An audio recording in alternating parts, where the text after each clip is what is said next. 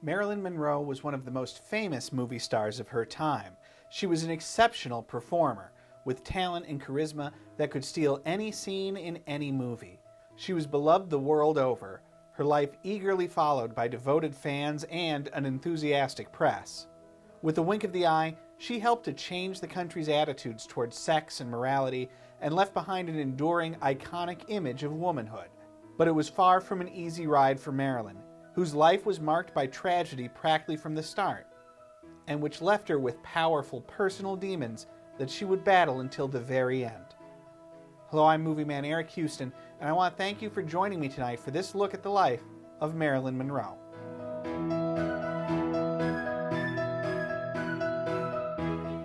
Marilyn, who started life as Norma Jean Mortensen, was born in Hollywood on June 1st, 1926. Her mother, Gladys Baker, was a woman from a Midwestern family who had left behind a failed, abusive marriage and become a film cutter for Consolidated Film Industries. Gladys's pregnancy was unexpected and the father uninterested.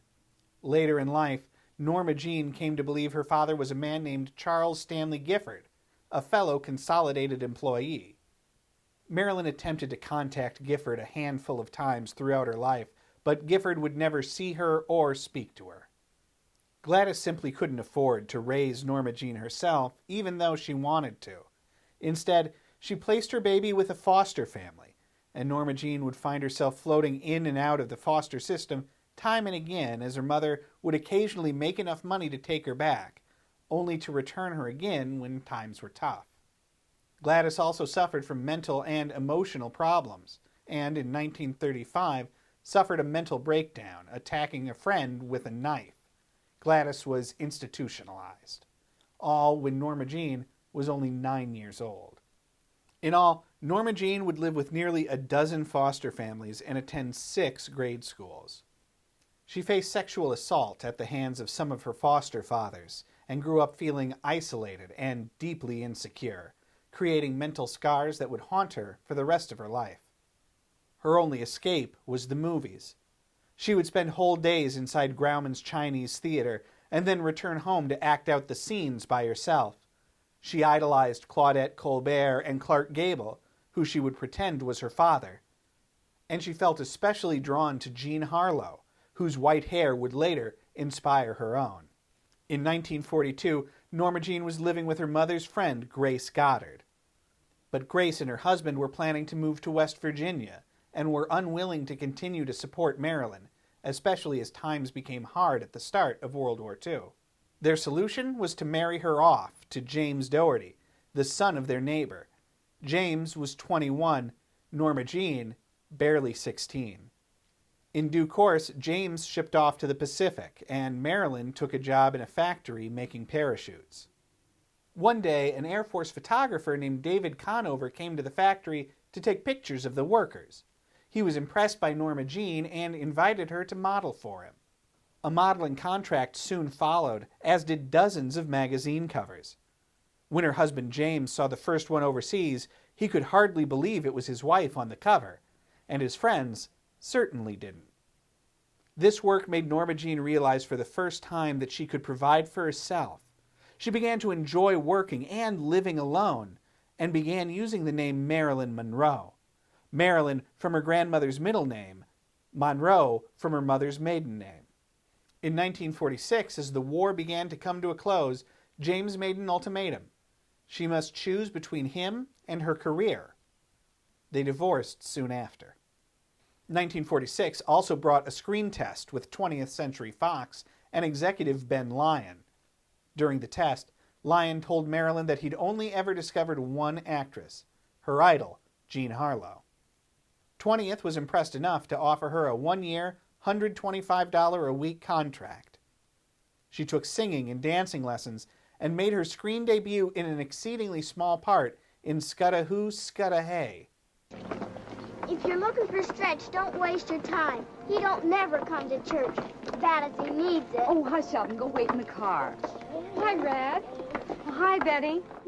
Did you miss her? In the car. That's Marilyn right there. Hi, Brad. Oh, hi, Betty. When her contract with 20th lapsed, She landed at Columbia Pictures, now with a 6-month contract, and the lead in the low-budget musical, Ladies of the Chorus. One's mother, you know. True. How true. Shall I see you at the dog show? I'll be the third Airedale from the left. We don't get to see each other much these days, do we, dear? No, we don't. I've been seeing Randy constantly. Me socializing along with his mother. Gosh, the way she gets around makes my head dizzy. The Brewsters, the Lindsays, the cocktail parties and the bridge. It's like playing one-night stands. It's exciting, though, meeting all these nice people and feeling you can be a part of them. Makes you happy, doesn't it, darling? Yes, but I only hope it isn't all a dream and that someday I'll wake up and... Ladies of the Chorus was not a success, and Marilyn soon found herself appearing in television commercials. This is the first car I ever owned. I call her Cynthia. She's going to have the best care a car ever had. Put Royal Triton in Cynthia's little tummy. Right, lady. Cynthia will just love that Royal Triton. And again doing photography.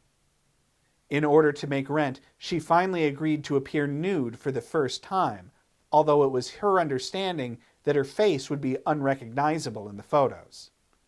Her fortunes began to turn around when she made the acquaintance of Johnny Hyde, a vice president of the William Morris Talent Agency and 30 years Marilyn's senior. Although she rebuked his offers of marriage, Hyde was able to kickstart Marilyn's career, finding her roles alongside the Marx Brothers in Love Happy and in John Huston's film noir, The Asphalt Jungle. What's the big idea standing there staring at me, Uncle Lon? Don't call me Uncle Lon. I thought you liked it. Maybe I did. I don't anymore.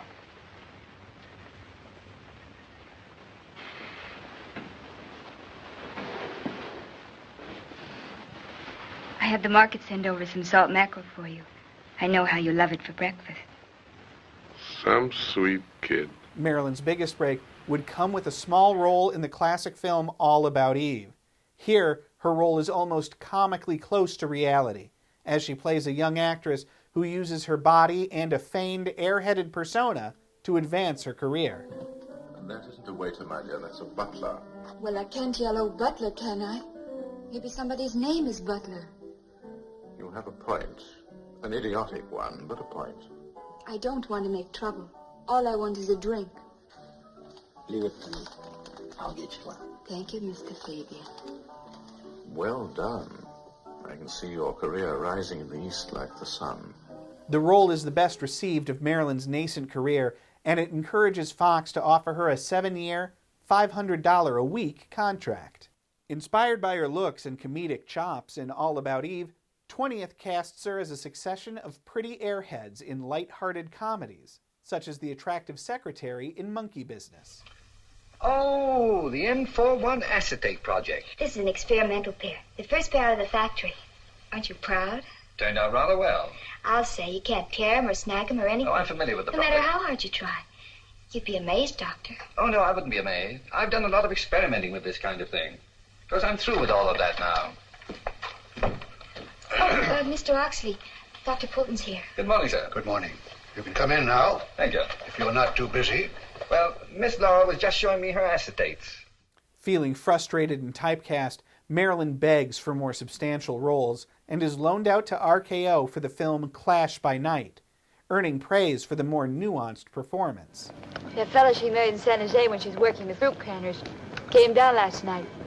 Wanted her to go back upstate and live with him again. And when she wouldn't, he just beat her up awful. You should see her eye. Well, he's her husband. So what? I suppose you'd beat me up too if I was your wife. Sure, regular. Let me see you try. But just as she seemed to be finally getting the attention and validation she so deeply desired, a calendar company began publishing those nude photographs, with even more appearing in the first issue of Playboy.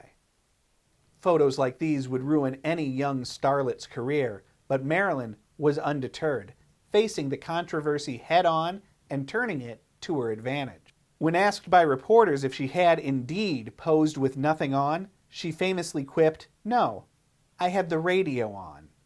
Marilyn's response was in sharp contrast to the often puritanical morality of the day.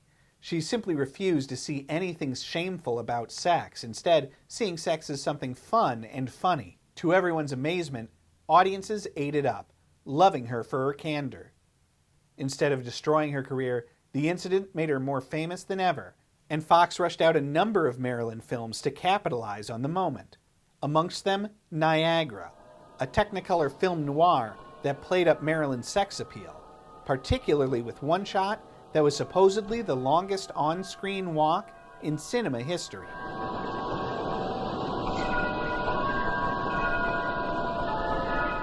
Niagara was a big hit and proved to the studio that Marilyn could be the leading lady in a dramatic film. Marilyn credited her fame to her growing legion of fans whom she adored, rather than to the movies themselves, to studio machinations, or even to her own talents. She was always happy to sign autographs, even on that notorious calendar. And so it was she accepted an invitation to a dinner date with one of her biggest fans, Joe DiMaggio. The two had a lovely dinner, and Marilyn liked DiMaggio. She supposedly made it through their entire date without realizing he was a baseball star. He was unlike most of the men she knew, quiet, conservative, and family-oriented. The press eagerly followed their courtship. That, and a massive ad campaign by Fox, worked in concert to propel Marilyn to even greater heights of fame, making her a household name, and even the subject of a popular song by Ray Anthony. An angel in lace, a fabulous face. That's no exaggeration, that's my Marilyn. The studio's next move was to cast her opposite Rosalind Russell in Gentlemen Prefer Blondes. Lavishly produced, the film was one of the year's smash hits, and Marilyn absolutely shines in it. A kiss on the hand may be quite continental, but diamonds are a girl's best friend. Still, it was clear that Fox was taking Marilyn for granted, and she had to fight tooth and nail for every inch of the respect afforded her fellow actors. Remember when I got the part in Gentlemen Prefer Blondes? Jane Russell, she got $200,000 for it. And I got my $500 a week, but to me that was considerable. But the only thing was I couldn't get a dressing room. And I said, look, after all, I am the blonde, and it is Gentlemen Prefer Blondes. Because they always kept saying, remember, you're not a star. I says, well, whatever I am, I'm the blonde. That same year, Fox followed Gentlemen Prefer Blondes with How to Marry a Millionaire, the very first widescreen comedy. Again, Marilyn shined. Honestly, Paula, why can't you keep those cheaters on long enough to see who you're with anyway? No, I'm not going to take a chance like that. You know what they say about girls who wear glasses? Maybe somebody shot him in the eye. He sounds just wonderful.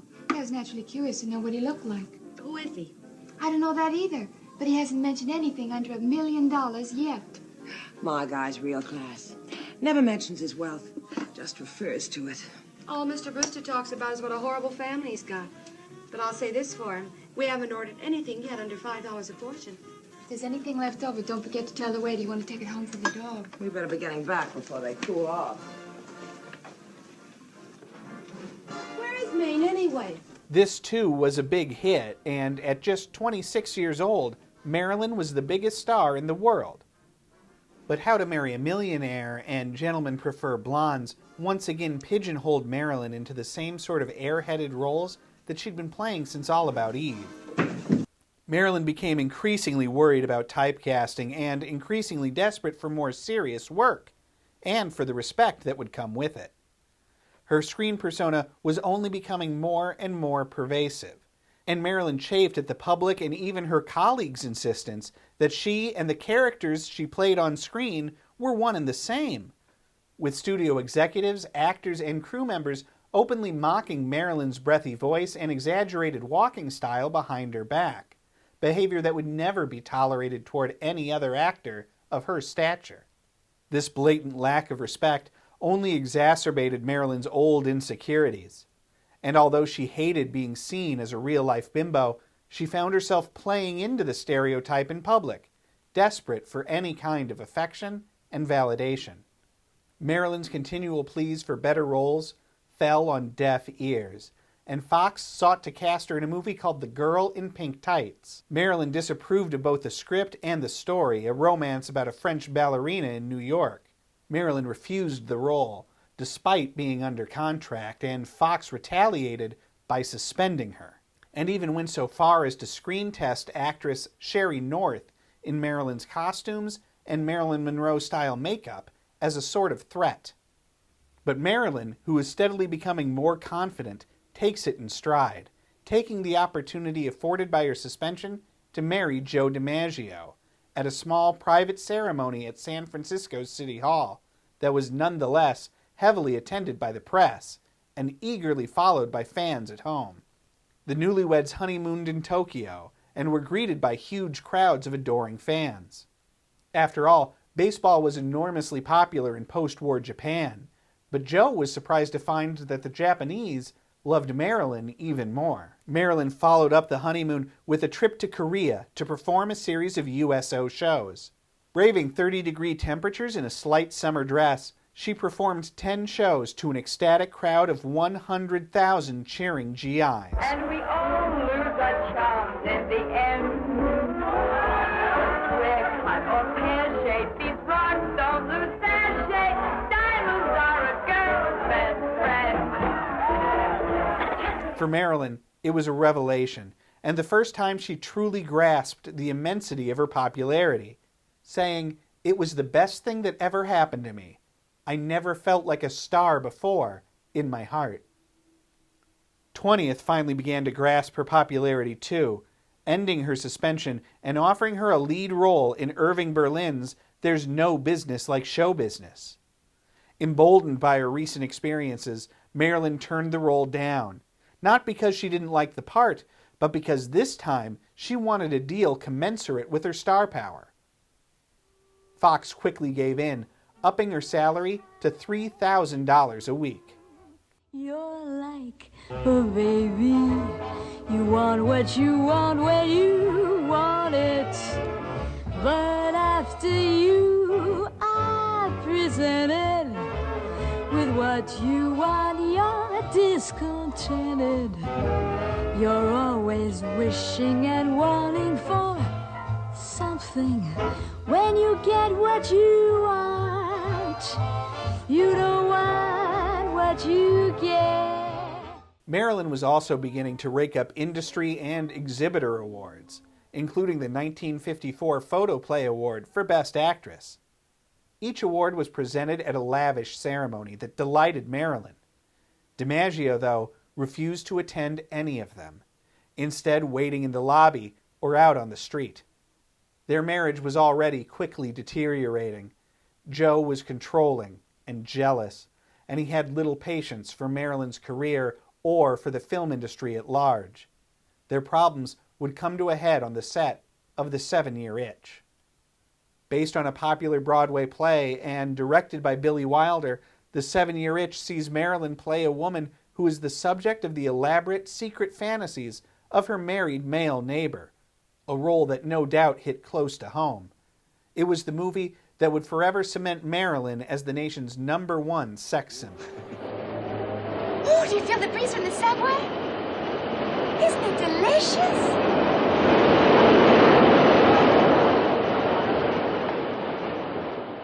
Sort of cools the ankles, doesn't it?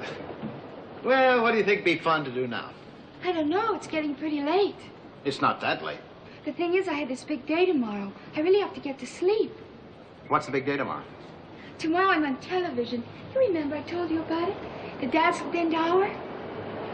Oh, here comes another one.